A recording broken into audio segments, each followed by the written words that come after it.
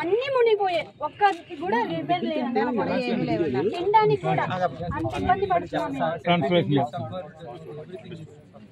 ఇప్పుడు మన యాప్ లో అదే అదే వచ్చింది కదా పానీ కా మనకి స్లాబ్ తో పానీ యాప్ ఎక్కడ ఇస్తాం కొంచెం ఏమన్నా అప్పుడు very big we showed that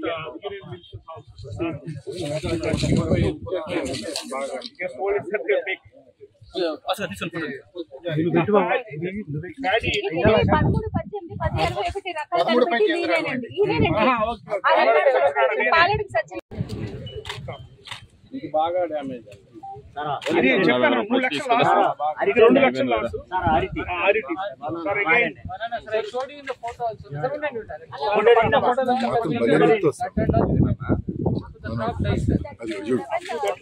water inundation is also very popular in this bank area, near bank and this one. That is a side. अरे सर ఎవరు కోకోనట్ కొద్దిగా పడనా కొద్దిగా I tell you sir, you can see a complex of crops: paddy, sugarcane, banana and multiple crops sir.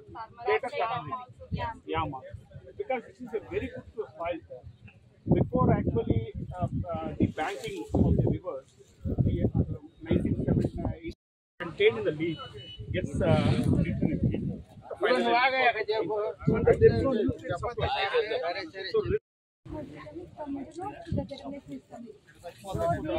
Conversion and all that is a mismatch. So it is totally unfit for factory. Factory not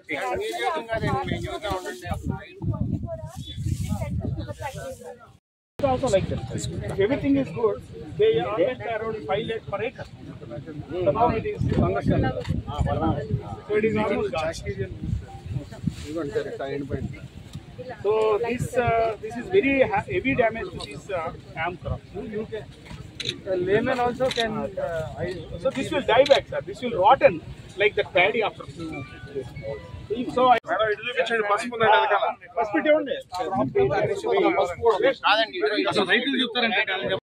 కేంద్ర బృందం పర్యటన చేస్తా ఉంది. రైతులు horticulture లో గాని వ్యవసాయంలో ఇది ప్యాడీ, చెరకు ఏదైతే పంటలు ఉన్నాయో అన్ని కూడా ఎంత పెట్టుబడి పెట్టారు, ఎంత నష్టం వచ్చింది. ఈరోజు కేంద్ర ప్రభుత్వం రైతుల్ని ఆదుకోవాలి అని చెప్పేసి ఇక్కడ ఉన్న రైతులు, గ్రామస్తులందరూ కూడా కేంద్ర బృందానికి చెప్పడం జరిగింది.